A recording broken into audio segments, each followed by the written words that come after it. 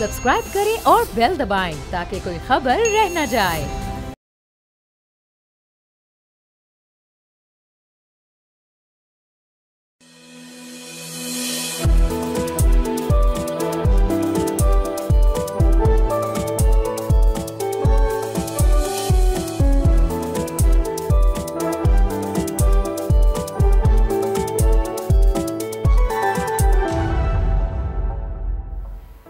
बिस्मिल्लाहिर्रहमानिर्रहीम। अस्सलाम वालेकुम नाज़रीन, प्रोग्राम फ्रंट पेज के साथ मैं हूँ मुइज़्ज़ुर रहमान।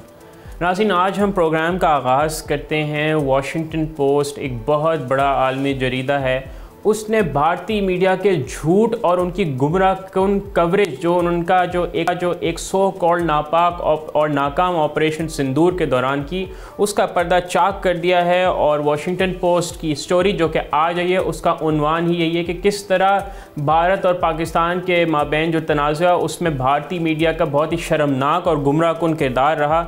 और उन्होंने बेसिकली नाज़रीन एग्जाम्पल्स दी कि किस तरह झूठ पे झूठ लोग अपनी आवाम को फीड करता रहा भारतीय मीडिया। अगर नाज़रीन सिर्फ 9 मई की बात की जाए तो भारतीय सरकारी इदारे सर भारती ने झूठी खबर नशर की कि पाकिस्तान के आर्मी चीफ को गिरफ्तार कर लिया है। इस अफवाह को भारतीय सोशल मीडिया और बड़े न्यूज़ चैनल जैसे टाइम्स नाउ, ABP न्यूज़ आज तक बगैर तस्दीक ब्रेकिंग न्यूज़ बना दिया गया। वॉशिंगटन पोस्ट के मुताबिक कई भारतीय चैनल से झूठी वीडियोस, वीडियो गेम फुटेजेस और दीगर ममालिक के मनाजर को दिखाकर पाकिस्तान पर हमलों और तबाही की खबरें नशर की। और बाज़ सहाफ़ियों ने एतराफ़ किया कि ये खबरें झूठी और बग़ैर तस्दीक के चलाई गईं, जिसकी वजह हुकूमत का दबाव, रेटिंग की दौड़ और ताकत के साथ खड़ा होने का रुझान था। इस इंफॉर्मेशन वॉर में भी भारतीय अवाम को गुमराह किया गया, जिससे भारतीय मीडिया को साख को शदीद नुकसान पहुंचा। नाज़रीन, भारतीय मीडिया चाहे वो ABP now, ABP news, times now, नव भारत, भारत समाचार, TV9, ये बड़े बड़े चैनल्स ने अजीब व गरीब खबरें चलाई। पाकिस्तान के वज़ीर-ए-आज़म के हवाले से, पाकिस्तान के army chief field marshal Syed Asim Munir के हवाले से उन्होंने अजीब व गरीब ख़बरें चलाईं। और अब जो है वो बार बार झूठ पे झूठ बोलते रहे। इस पे भारतीय जो क्रिटिक्स हैं, मीडिया क्रिटिक्स जैसे मनीषा पांडे, उन्होंने कहा कि ये चैनल्स अब ख़ुद से भी झूठ बोल रहे हैं, जैसे फ्रैंकेनस्टाइन का बल्ला बन चुके हों। नाज़रीन, ये जो भारतीय मीडिया का शर्मनाक किरदार था, वो भारतीय मीडिया के कुछ जो क्रेडिबल जर्नलिस्ट हैं या क्रेडिबल मीडिया क्रिटिक्स हैं, उनकी तनकीद से वो ना महफूज रह सके। जैसे अगर मनीषा पांडे जो कि मीडिया क्रिटिक हैं, उन्होंने भारतीय मीडिया के किरदार को फ्रैंकेनस्टाइन के बल्ले से मिलाया। उन्होंने कहा कि ये चैनल्स अब खुद से भी झूठ बोल रहे हैं।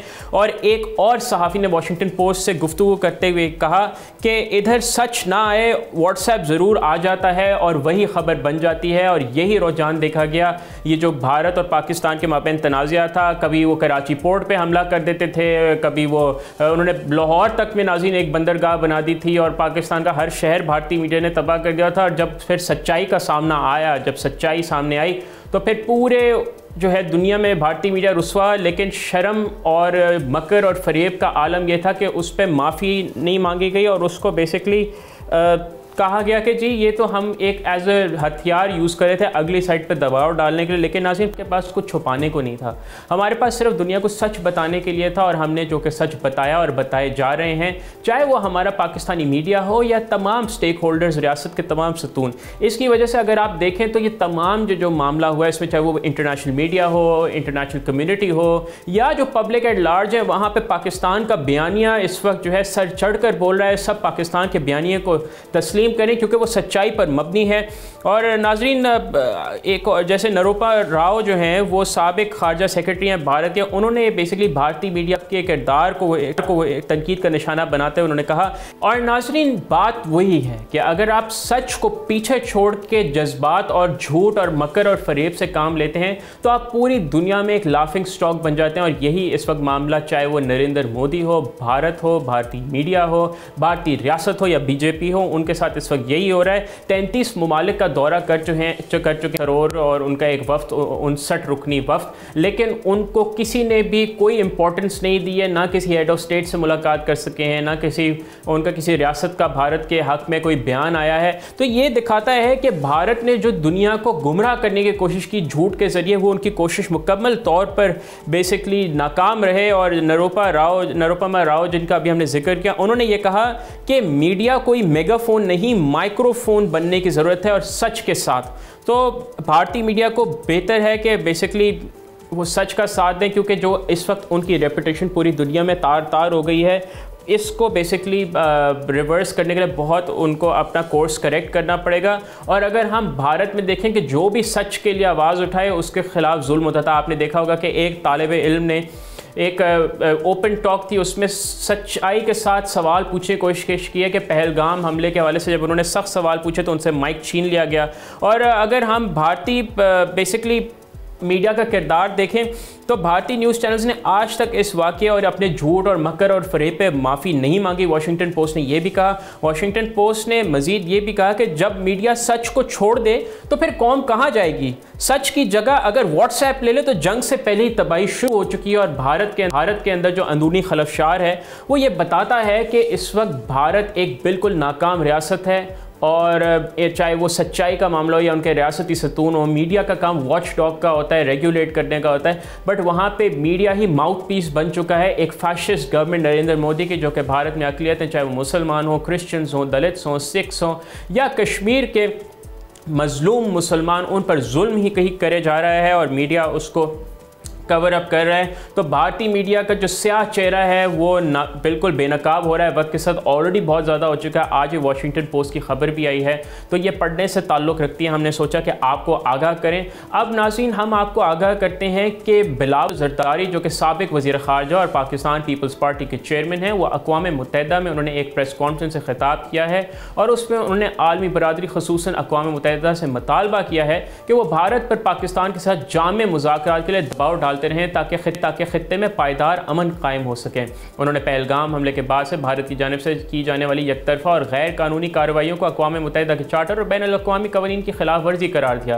बिलावल भुट्टो ने कहा कि पाकिस्तान दहशतगर्दी का सबसे बड़ा शिकार रहा है और हमेशा उसकी मज़म्मत की है। उन्होंने वाज़ेह किया कि पाकिस्तान ने कभी भी किसी भी कॉन्फ्लिक्ट में पहल नहीं की बल्कि दिफा में कार्रवाई की और भारत के 6 तैयारे सिर्फ इसी बुनियाद पर गिराए गए कि उन्होंने पाकिस्तानी हदूद की खिलाफ वर्जी की। उन्होंने अमरीकी सदर डोनाल्ड ट्रंप और secretary of state Marco Rubio की कोशिशों को सराहा जिनकी बदौलत जंगबंदी मुमकिन हो सकी। ताहम उन्होंने खबरदार किया कि एटमी ताकतों के दरमियान बढ़ती कशीदगी खित्ते को मज़ीद गैर महफूज और वहाँ पर अदम इस्तेहकाम पैदा कर रही है। उन्होंने भारत की जानिब से पानी को हथियार के तौर पर इस्तेमाल करने, इंडस वाटर ट्रीटी की खिलाफ वर्जी और कश्मीर में इंसानी हकूक़ की पामालियों पर भी शदीद तशवीश का इज़हार किया। जो उनकी क़यादत में पाकिस्तानी वफ़द जिसमें पार्लियामेंटेरियंस और डिप्लोमेट शामिल हैं, उन्होंने चीन, रूस, अमेरिका, फ्रांस और OIC के नुमाइंदगान से मुलाकातें करके पाकिस्तान का मौक़िफ़ पेश किया और मज़ीद सिफारती मुलाकात के लिए दुनिया के बड़े सेंटर्स जिसमें वाशिंगटन, लंदन और ब्रसल्स हैं, उनके दौरों का ऐलान किया। तो नाज़रीन ये एक बहुत ही इंटरेस्टिंग डेवलपमेंट है डिप्लोमेटिक फ्रंट पे और ऑब्वियसली जिस तरह भारत का जो स्याह किरदार है दुनिया के सामने बेनकाब हो रहा है, इस हवाले से हम आपको मज़ीद भी आगाह करते रहेंगे। लेकिन यहाँ पर वक्त हुआ जाता है एक ब्रेक का, कहीं नहीं जाइएगा, हमारे साथ ही रहिए, देखते रहिए बोल न्यूज़।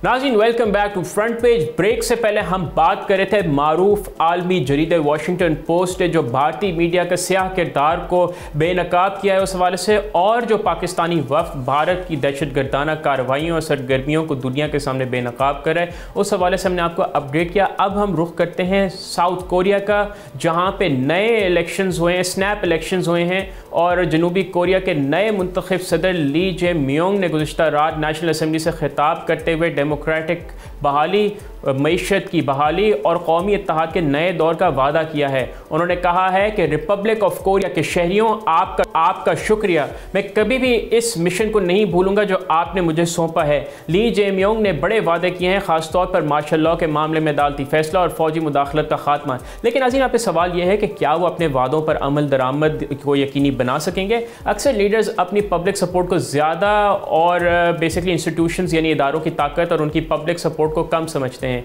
कोरिया में अब भी कई ताकतवर ग्रुप्स मौजूद हैं जो कि तब्दीली के खिलाफ मज़ाहमत कर सकते हैं। नेशनल इलेक्शन कमीशन ने बुध की सुबह 6 बजे ली जे म्योंग को सदर के तौर पर उन्होंने सदर के मुंतखब होने की तस्दीक की। जनूबी कोरिया के बाई इलेक्शन रूल्स के तहत वो फौरी तौर पर अपना ओहदा संभाल लेंगे, कोई ट्रांजिशन पीरियड नहीं होगा। और ये एक गैर मामूली सूरत हाल है क्योंकि ज़्यादातर ममालिक में नए सदर को इक़्तिदार संभालने के लिए कुछ वक्त मिलता है। अपने खिताब में जो कि 3 दिसंबर 2024 के हुआ था, कूप के अटैम्प्ट का जिक्र किया जो कि साबिक सदर योन सक योल ने किया था। उन्होंने कहा कि इस बगावत की रात से लोगों ने सर्दी और हवा बर्दाश्त की है और ये मुतालबा करते हुए कि यह मुल्क अपने आम शहरियों का हो। ताकत को लोगों की खिदमत करनी चाहिए, न कि सदर के प्राइवेट मफादात की। नए सदर ने 4 अवलीन तरजीहात का ऐलान किया: जमहूरियत और रूल ऑफ लॉ की बहाली, मईशत को जिंदा करना, महफूज सोसाइटी बनाना और अमन को यकीनी बनाना। उन्होंने वाज़ेह अल्फाज में कहा कि हमें यकीनी बनाना चाहिए कि लोगों के ज़रिए अमानत में दिए गए हथियार कभी भी उनके खिलाफ इस्तेमाल ना हों। यह एक अहम वादा है क्योंकि जनूबी कोरिया में फ़ौजी मुदाखलत की एक लंबी तारीख है। उन्होंने मज़ीद कहा कि मैं जमहूरियत को बहाल करूँगा और एक ऐसा रिपब्लिक बनाऊँगा जहाँ शहरी नफ़रत और खौफ के साथ नहीं बल्कि वक़ार और ताउन के साथ ज़िंदगी गुजारें। सोशल हारमनी के लिए उन्होंने कहा, यानी जो हम आहंगी होती है उसके लिए उन्होंने कहा कि हम एक ही कम्युनिटी में रहने वाले साथी हैं। आइए नफ़रत और रेंज सेंटिमेंट से जो रेज और बदले की आग है उससे आगे बढ़ें।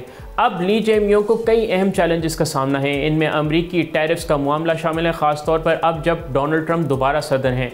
जो उनकी डोमेस्टिक इकॉनमी है उसकी कमज़ोर हालत भी एक बहुत बड़ा मसला है और शुमाली कोरिया के साथ ताल्लुक़ात इस वक्त जो अपनी तारीख की बदतरीन सतह पर हैं। ये देखना यहाँ पे दिलचस्प होगा कि नए सदर इन मसाइल से कैसे निपटते हैं। क्या वाकई में फ़ौजी मुदाखलत का जनूबी कोरिया में ख़ात्मा होता है या नहीं। बहुत ही ये एक इंटरेस्टिंग मामला हुआ है कि किस तरह दिसंबर में कू अटैम्प्ट हुई, वो नाकाम हुई और फिर विद इन 5 महीनों के अंदर अंदर फिर वहाँ पे नए स्नैप इलेक्शंस आए। तो कोरिया के प्रोग्रेस पे हम आपको आगाह करेंगे। लेकिन अब हम अमेरिका से एक बहुत ही दिलचस्प और अहम टॉपिक के बारे में बात करेंगे। नाजरीन, डोनाल्ड ट्रंप के बेसिकली बहुत करीबी समझे जाने वाले इलॉन मस्क ने डोनाल्ड ट्रंप के टैक्स और जो खर्चे का बिल यानी स्पेंडिंग बिल पर शदीद तनकीद की है और उसे डिस्गस्टिंग अबॉमिनेशन करार दिया, यानी बहुत गंदा। ये वाक़या इसलिए इंतहाई अहम है क्योंकि मस्क ने डोनाल्ड ट्रंप के इंतखाबी कैंपेन में तकरीबन $300 मिलियन खर्च किए थे और अब वो सदर के अपने बिल की मुखालफत कर रहे हैं। पहले हम आपको इस बिल की चीदा नुकात के बारे में बताते हैं। नाज़रीन, ये 2017 के टैक्स कट्स को बेसिकली नाज़रीन एक्सटेंड करता है जो कि ट्रंप की पहली सदारती दौर की सबसे बड़ी कामयाबी थी। इसके साथ साथ ये मिलिट्री और बॉर्डर सिक्योरिटी पर खर्चे भी बढ़ाता है, यानी स्पेंडिंग। लेकिन मसाइल ये है कि कांग्रेशनल बजट ऑफिस के मुताबिक ये बिल अमरीकी कर्ज में $3.8 खरब का इजाफा करेगा। याद रखिए कि अमेरिका पर पहले ये $36.2 खरब का कर्ज है और हाउस ऑफ रिप्रेजेंटेटिव्स ने ये बिल सिर्फ एक वोट के फ़र्क से पास किया था, जो उसकी बेसिकली नाजरीन कंट्रोवर्शियल नेचर को जाहिर करता है। अब ये सेनेट में है जहाँ पे रिपब्लिकन्स के 53 अरकान हैं और बेसिकली डेमोक्रेट्स के 47 के हैं। तो रिपब्लिकन्स की मेजॉरिटी है, लेकिन वो सिर्फ 3 वोट्स खो सकते हैं अगर उन्हें वाइस प्रेसिडेंट JD वैंस के टाई ब्रेकिंग वोट से ये बिल पास करना है। मस्क ने अपने सोशल मीडिया प्लेटफॉर्म X पर एक बयान दिया और उन्होंने उसमें कहा कि मैं माजरत चाहता हूं लेकिन अब मैं ये बर्दाश्त नहीं कर सकता। ये massive outrage congressional spending bill एक डिस्गस्टिंग अबॉमिनेशन, उन्होंने उसको आउटरेजियस कहा। उन्होंने मजीद कहा कि जिन लोगों ने इसके हक में वोट दिया है वो जानते हैं कि उन्होंने गलत किया है। दिलचस्प बात यहाँ पे यह है कि कुछ रिपब्लिकन सेनेटर्स ने मस्क की बात का साथ दिया है। सेनेटर माइक ली ने मस्क का मैसेज रिपोस्ट करते हुए कहा कि GOP कांग्रेस को डेफिसिट कम करने का काम करना चाहिए और सेनेटर रॉन जॉनसन ने भी कहा कि 4 जुलाई की डेडलाइन को बेसिकली मीट करना मुश्किल होगा, लेकिन रिपब्लिकन लीडरशिप ने इलॉन मस्क की तनकीद को मुस्तरद कर दिया है। Senate majority leader John thorn ने कहा है कि वो इलॉन मस्क के बेसिकली बयान से मुत्तफिक नहीं हैं। वाइट हाउस की तर्जुमान कैरोलाइन लेविट ने कहा है कि सदर पहले से ही जानते हैं कि मस्क इस बिल के बारे में क्या सोचते हैं, लेकिन इससे सदर की राय नहीं बदली। ये वाक़या मस्क के सियासी इन्फ्लुएंस का एक टेस्ट है, ख़ास तौर पर उसके बाद कि उन्होंने department of government efficiency dose में अपना फॉर्मल रोल छोड़ दिया है। डोज के चीफ के तौर पर वो कई फेडरल इदारों में तब्दीलियाँ लाने में कामयाब रहे, लेकिन वो जो एक मैसिव सेविंग्स जिस अखराजात में कमी लाना चाह रहे थे, जिसका उन्होंने वादा किया था, उसमें वो नाकाम रहे हैं। सेनेट में रिपब्लिकन मुख्तलिफ फरीकों में बटे हुए हैं, फ़िरकों में और ग्रुप्स में बटे हुए हैं। कुछ डेफिसिट हॉक ज़्यादा स्पेंडिंग कट्स चाहते हैं, जबकि कुछ rural state Republicans Medicaid health care programme को महफूज करना चाहते हैं और कहते हैं कि स्पेंडिंग ज़्यादा रखनी चाहिए। अब जो नाज़रीन ये रिपब्लिकन जो सेनेटर्स है उसमें ये जो तकसीम है इस बिल के मुस्तकबिल को बहुत ज़्यादा दिलचस्प बता देती है। नाज़रीन, अमेरिका के मामलात के बाद अब हम रुख करते हैं गज़ा के हवाले से, और नाज़रीन अपडेट ये आ रही है कि गज़ा में इमदादी सामान की तरसील के नाम पर इजराइल की जानिब से मज़ीद कत्लेआम हुआ है। बुध को US बैक्ड गज़ा ह्यूमैनिटेरियन फाउंडेशन ने अपने तमाम इमदादी सामान के बेसिकली जो साइट्स हैं, जो यूनिट्स हैं, उनको बंद कर दिया, क्योंकि मंगल के दिन रफ़ा में इजरायली फ़ौज ने कम से कम 27 फ़लस्तीनियों को शहीद कर दिया था जो सिर्फ इमदादी सामान लेने आए हुए थे। ये नाजरीन ये वाक़या बहुत ज़्यादा कर्बनाक है और ये फ्लैग राउंड अबाउट के करीब पेश आया जहाँ गज़ा ह्यूमैनिटेरियन फाउंडेशन का एक सेंटर वाक़ है। और नाज़रीन यहाँ पे सबसे तकलीफ दह बात यह है कि ये सिर्फ एक वाक़या नहीं है। 27 मई को जब से GHF ने अपने ऑपरेशंस आगाज़ किए इमदादी सामान की तरसील के हवाले से, तो अब तक 100 से ज़ायद फ़लस्तीनी सिर्फ इमदादी सामान लेने की कोशिश में शहीद हो चुके हैं। ये इज़राइल का जो जुल्म का पहाड़ तोड़ रहा है गज़ा पे, नाज़रीन इसको रुकना चाहिए। और इसका सिंपल मतलब यही है कि इज़राइल ने खाने को भी हथियार बना लिया है। यहाँ पे आप याद करें कि कुछ महीने कबल इज़राइल ने 11 हफ्ते तक गज़ा पर मुकम्मल ब्लॉकेड लगाया था, और इस ब्लॉकेड का मकसद सिर्फ ये नहीं था कि फ़लस्तीनियों को भूखा रखा जाए, बल्कि अमरीका पर प्रेशर भी डाला जाए कि वो इस जंग में बराह रास्त शामिल हो जाए। लेकिन नाज़रीन ये हिकमत अमली इज़राइल की बुरी तरह फेल हुई, क्योंकि डोनाल्ड ट्रम्प एडमिनिस्ट्रेशन ने डायरेक्ट मिलिट्री इन्वॉल्वमेंट से इनकार कर दिया और अब सिर्फ ह्यूमैनिटेरियन एड के ज़रिए इन्वॉल्वमेंट कर रहे हैं। लेकिन इसका नतीजा ये हुआ है कि फ़लस्तीनियों को दोहरा नुकसान उठाना पड़ रहा है। एक तरफ वो कहत साली का शिकार हैं और दूसरी तरफ जब वो खाने की तलाश में निकलते हैं तो इज़राइली फ़ौज बर्बरियत से उन्हें शहीद कर देती है। और नाज़रीन इज़राइल के मिलिट्री के स्पोक्स पर्सन ने मंगल को कहा कि उन्होंने सस्पेक्ट्स पर फायर किया क्योंकि वो डेजिग्नेटेड रूट इस्तेमाल नहीं कर रहे थे। लेकिन नाज़रीन सवाल ये है कि भूखे लोग जो कि खाने के लिए तरस रहे हैं वो क्या करें। बैनुल-अक़वामी कमेटी जो है रेड क्रॉस की, उसके मुताबिक 184 ज़ख्मी अफराद उनके फील्ड हस्पताल में लाए गए, जिनमें से 19 पहले से शहीद हो चुके थे और 8 ने हस्पताल में जाम शहादत नोश किया। विटनेस अकाउंट से पता चलता है, यानी शाहिदीन के बयानात से पता चलता है कि नाज़रीन ये रैंडम शूटिंग थी और अंधाधुंध शूटिंग थी। और एक ऐनी शाहिद राशिदा नहाल ने बताया अल जज़ीरा को कि तमाम अतराफ से गोलियां चल रही थीं, और दूसरी ऐनी शाहिद नईम अल अराज ने बताया कि मैं वापस नहीं जाऊंगा किसी भी तरह, क्योंकि हम मर ही जाएंगे। अब बुध को अक़वाम मुत्तहिदा सिक्योरिटी काउंसिल का एक अहम वोट होने जा रहा है, जिसमें गज़ा में फौरी सीज़ फायर का डिमांड किया गया है। 10 इलेक्टेड मेंबरान, मुंतखब मेंबरान ने यह ड्राफ्ट रेजोल्यूशन पेश किया है जो कि इमीडिएट, अनकंडीशनल और परमानेंट सीज़ फायर का मुतालबा करता है। लेकिन सबसे बड़ा सवाल यह है कि क्या डोनाल्ड ट्रंप की इंतज़ामिया रेजोल्यूशन को वीटो करेगी। US मिशन टू UN के स्पोक्स पर्सन ने कहा है कि हम करंटली अंडर कंसिडरेशन अपने एक्शंस को प्रीव्यू नहीं कर सकते।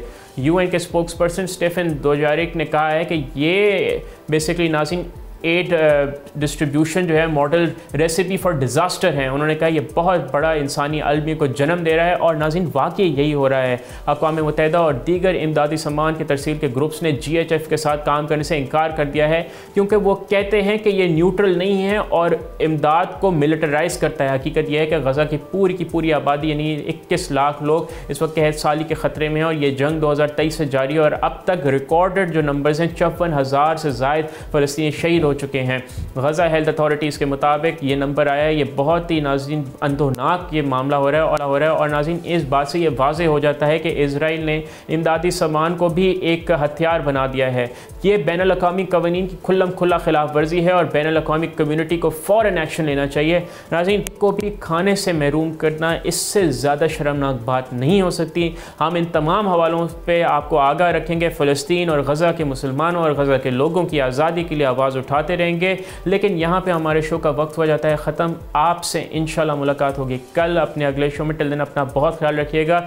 बोल के सोशल मीडिया हैंडल्स पे अपना फीडबैक ज़रूर रिकॉर्ड कीजिएगा। मुझे मुइज़ रहमान को इजाज़त दीजिए। अल्लाह हाफ़िज़।